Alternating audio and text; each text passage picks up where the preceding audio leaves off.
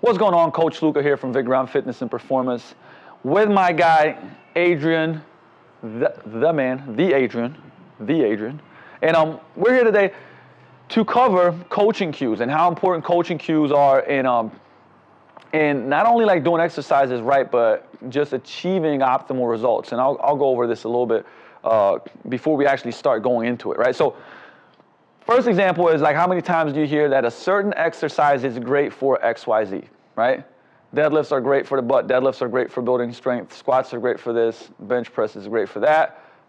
Yada, yada, yada, right? And the truth is there are exercises that are better and more effective for whatever we're trying to achieve. Like I said, performance, for strength, or for fat loss, or for whatever it may be. But at the end of the day, there's a couple of things that we have to look at. We have to look at the person that we're training. We have to, from structurally, do they have any issues? What's their health history? Have they had any previous injuries? Which is number one, we have to look at previous injuries. What's their mobility like? What's their stability like? All of these different things to where we can prescribe the right exercise, right? So a lot of people actually won't be able to pull, deadlift from the floor right off the bat if, they've had bad mobility, weak core, things like that. So that's one of the things we got to look at, right? But then when we come to the actual exercise, right, our thought process is like, well, deadlifts are great. So if you do deadlifts, then you're going to get results. But how do you do deadlifts, right? And what I want to show today in this video is like basically how just like sometimes little coaching cues and things that we talk about when somebody's doing exercise, even like I said, when you're coaching yourself and focusing on yourself, how big of a difference they make in form, like even strength, and also, but especially, too, the muscles that are worked, right? So what we're gonna do with Adrian now, first example, we're gonna use the barbell deadlift, and we're gonna do a couple of times where Adrian's gonna do it, not necessarily wrong so per se, but we're not gonna focus on certain cues, and then I'll go over when we coach how big of a difference it is in the way that it's done. All right. So we're gonna start off. Adrian's just gonna do basically a closer stance deadlift, hands on the outside. I'm not gonna cue him much, right? But most people, a couple of things that happens, right? I'm not even gonna correct him much. I'm just gonna have him do a deadlift. All right, I'm putting it back down. Okay, so a couple of things. It wasn't bad. It wasn't horrible, right? But if you saw what he, or should he say, if we asked him, what he felt, it would probably be normal to him. Like, this is how I do a deadlift. Now, I'll show you a couple of things that we can change just right off the bat. We're going to go piece by piece, okay? When he goes down to grab the bar, first off, I'm going to say, hey, roll that bar close to your shins, right? That's going to load his glutes up more. So instead of pulling from up front, where his low back, right there, a lot of people pull out front, it really stresses the low back. Whereas here, now we're loading the hamstrings and glutes. Now, I want his lats to get tight so his abs get tight, because they engage together. So I'm going to tell Adrian, hey, break the bar, like bend the bar, right? Now check this out. Notice the difference. He is solid here, right? So I want him to lock out the elbows. I want him to break the bar, right? And now I want him to start pulling slowly when he's coming up. Now pop through. Now look at his position, right? His rib cage is not flaring. His triceps are tight. His lats are tight. He's nice and tall. All right, you can drop it back down, Adrian. Nice.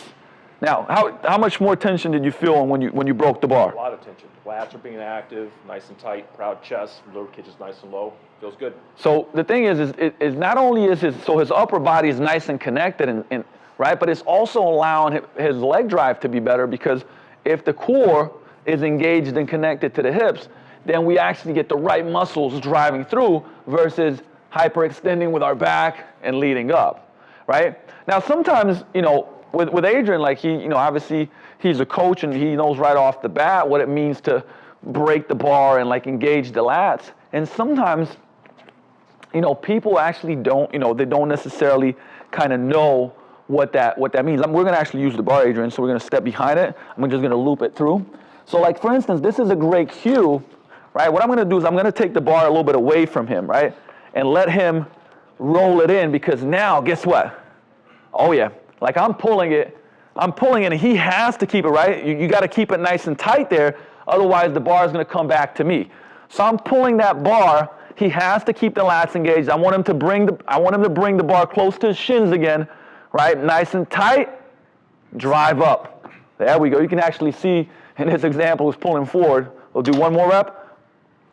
Nice. And back down. And breather. All right, so in that case, basically, what we did is, without actually giving him an internal cue, right? Internal cues mean like, hey, get your lats tight. Some people, they don't know what that means. If I say break the bar, that's an external cue. Right here, I'm pulling the bar. It's automatic. It's automatically making him engage it. Now, if you just add, for instance, that one piece into your deadlifting, your deadlift's going to be cleaner. You're going to be able to lift more weight because you have more tension, right? It's going to be safer and more muscles are going to be engaged. All right? Now, I'm going to turn the bar a little bit because I'm going to show one of the things. So Adrian's going to do a lift, and I'm going to kind of allow him, make him do it wrong a little bit, is you'll see people that deadlift, and their hips come up first before their shoulders. So you're going to go lower into it, and then the hips come up first, and then you drive through into extension. Right? You'll see that a lot. Let's do one more, but not too many like that, right? So you're going to see he starts lifting, his hips come up, and then he comes back. All right? So think about it this way, right? Instead of both coming up together, I always say shoulder and hip come together. You'll see the butt fly up, and then kind of you get this rounding movement. I call it the rollout, right? So the butt comes up, and then we're rolling out of it into extension, right? A lot of bad things happening there. And so sometimes it's difficult to say, okay, what do I do, right? So there's a couple of things that we can cue here, right? And a couple of things that you can think about that's going to help that. One of them is just strengthening certain muscles, right? So actually, that lift that we did earlier, a lot more hamstring work going on. So I'm going to get Adrian down to the bar. He's going to grab it on the outside. He's going to roll it up to his shins again. He's going to break the bar again. Right now, I'm going to have him push his knees out into his forearms. Now that's going to start engaging more muscles here in the glutes, right? Because he's actively pushing out. So you're going to see engagement there. I actually feel it's tense. And I'm going to tell Adrian, I want you to squat the weight at the bottom and then hip thrust it at the top. So squat it at the bottom. Now hip thrust. Nice. Let's do one more rep. Let's go get that chest up. Get nice and tight. Squat, hip thrust. Nice. And putting it back down. Awesome. That was great. All right, so what do we do there, right? As soon as you give a couple of things, we want to get more muscles engaged, right? So we're pushing the bar out. We're engaging these glute muscles here. We're breaking the bar. Our lats are tight. Our abs are tight. Now, just thinking about squatting the bar engages more quads. So everything's working. We're driving through the heels, but we're squatting here, more quads, and then we're going to hip thrust. And that analogy, right, engages the right muscle. So it prevents, when we squat here, right, it prevents our hips from sliding up. Okay? So now we just did a couple of cues, a couple of drills, and not only is his deadlift cleaner, he's engaging way more muscles. It's tougher as far as more muscles are working across the body. Hey, if your goal is fat loss, we want as many muscles working to get that oxygen consumption up, right? So that later on we're burning more calories. But hey, if we want strength, we want the body to work as a whole to be able to do those things, right? So this is just like some of the stuff and some of the exercises and drills and cues that we'll use with one lift, right? It's just like, hey, it's just a deadlift, just pick it up off the floor. Well, it's not always that simple. And the last thing that we'll go over on a deadlift is, many people live here in extension, right?